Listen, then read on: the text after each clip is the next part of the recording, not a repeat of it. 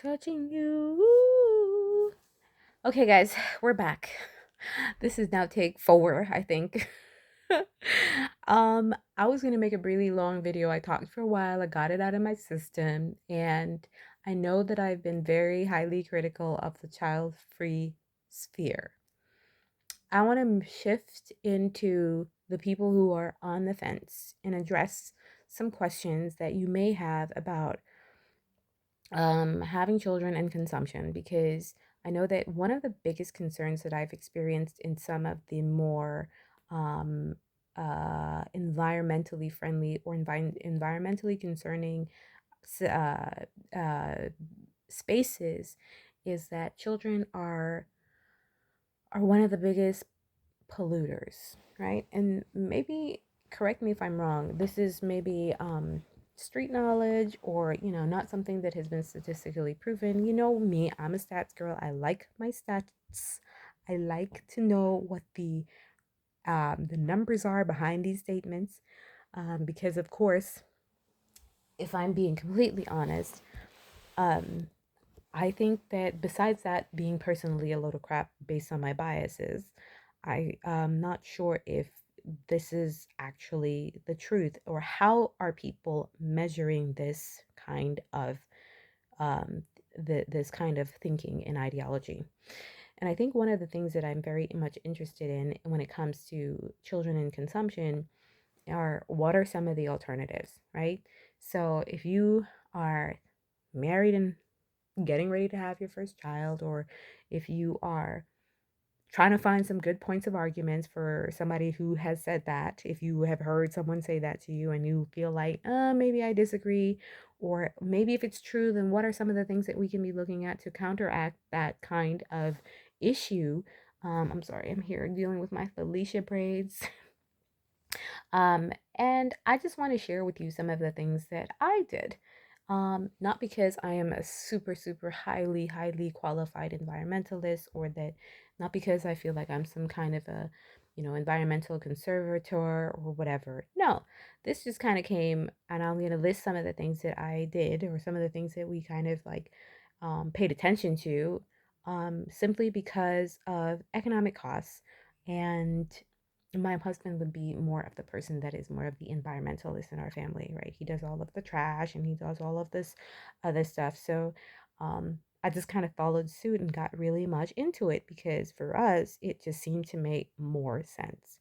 Now, the first thing that I'm going to talk about is the use of Pampers, right? Most kids use Pampers these days.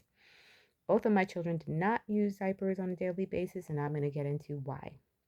The first one was simply, I lived in a very hot country, and it was just not something that my daughter was very happy about. She did not like wearing a piece of plastic.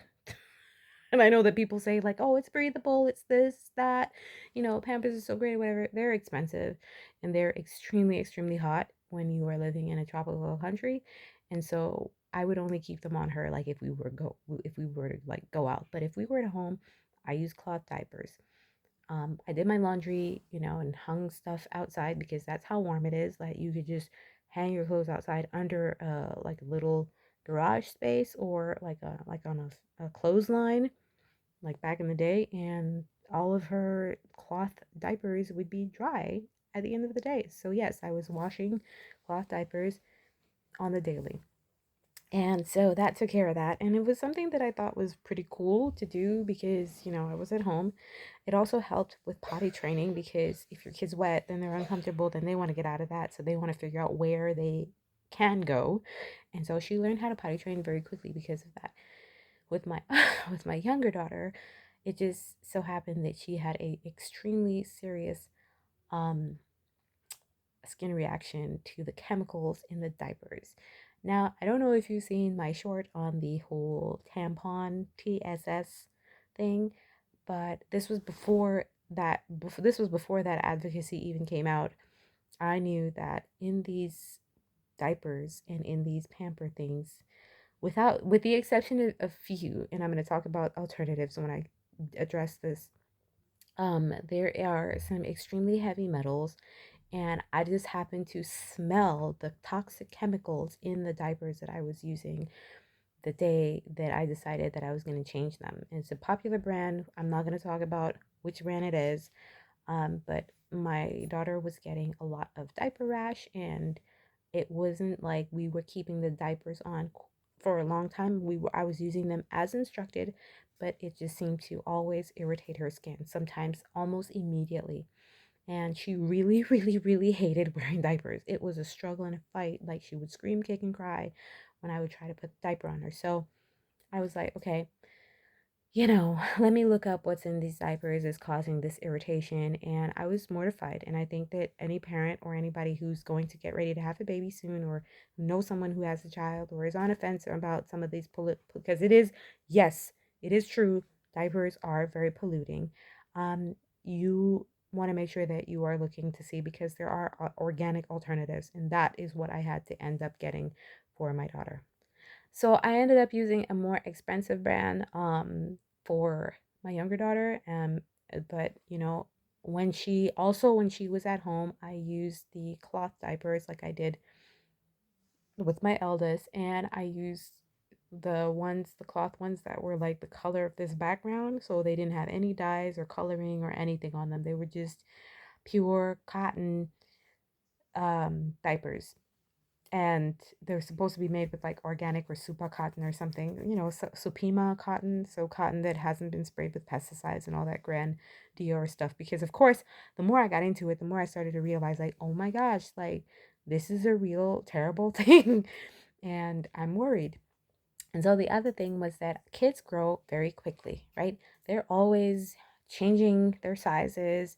The sizes, if you have a child that grows very, who's healthy, active, you're probably changing that child's size, like, especially in the first year or two, every couple of months. And that's a huge consumption issue if you're buying your clothes brand new. And so after about 6 months, I decided that I wasn't going to buy brand new clothes, and in a lot of cases, not brand new shoes. So the alternative, of course, was definitely that I was going to secondhand stores, Vinted, and other places where I can buy clothes for my kids, um, secondhand, that were in pretty good shape. And because it's kids' clothes, those clothes were probably not worn very often either. I mean, you wear them probably a couple of months, and then they're, unless you have a little brother or sister, you running through them, and then when you stop having kids, then they're just sitting in the closet, right? So especially in Germany, I've been able to find a lot of good quality secondhand clothes for my daughter, and online, and that's what I do most of the time.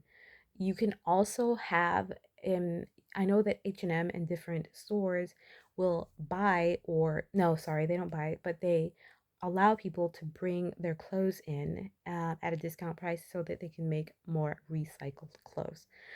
Um, so the other thing is school and education. Here, like I said, we do not pay for education in this country.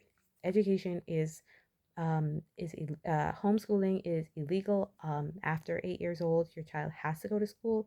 If you want to homeschool, you can. I highly recommend it. That is what I did. And I know that homeschooling is something that I've talked about on this channel, because there are lots of questions about style, methodology, what it looks like, how often do you do it, when do you teach what, etc. That's not this video. But for those of you who live in other countries who have the opportunity to homeschool, I would believe and I would say that that is the cheapest option, but if you can do it. If you are able to work from home, then you should definitely look into that as an alternative, as opposed to going to an expensive school or a private school or any school. Just because you got to get there and they got to get back, and most of the time they're dealing with other kids and with teachers that don't have time. And I know that there's a huge educational issue that's going on right now in terms of the policies, what they should be taught, what they shouldn't be taught, and the structure is just like there's a lot going on in America right now that would encourage me, if I were living there, to choose homeschool instead of school. So that's always a cheaper option, because there are tons of information available on the internet and hybrid that will allow you to have your child being taught by a professional if you feel like you're not comfortable in that space and in that sphere, and it can help alleviate a lot of worry about what it is your child is learning and how. and they can concentrate and have a lot more flexibility to get into things that they might not be interested in. And I know that because when I was homeschooling my daughter, she did tons and tons of activities every day and had her interests being met. The only thing that was sort of lacking was the need for structure, which is an easy fix if you realize that your child is a person that really needs a lot of structure. That is something that you can definitely make sure that you compensate for in the future. This is what we call being dedicated and being solution oriented as opposed to problem oriented. We live in one of the most safest times of our entire existence as a humanity. And I feel like when people say that, why would I want to bring a child into this kind of world? It's just a real cop out to say that you haven't actually done any historical research as to what humanity has gone through versus where we are now as a collective. I think it's very optimistic because then you know that there's serious potential and serious growth and there's a serious wonderful beautiful paradigm shift that's taking place in humanity that is helping us evolve as a human race in a very very positive direction, but it will only continue to do so if people like you and I are showing the best parts of parenting and finding solutions for some of the not so great parts that might be of concern to those of us who are still on the fence on the issue. So I hope this has been very useful for you. I hope that you guys come back and you guys have comments and questions because these are some of my top four for some of the environmental and did I touch on environmental? This was an environmental video, wasn't it? Yeah, environmental, social, economic issues revolving around parenting and parenting style. So I hope to see you guys in the next video. Thank you guys for stopping by and stay safe and stay free.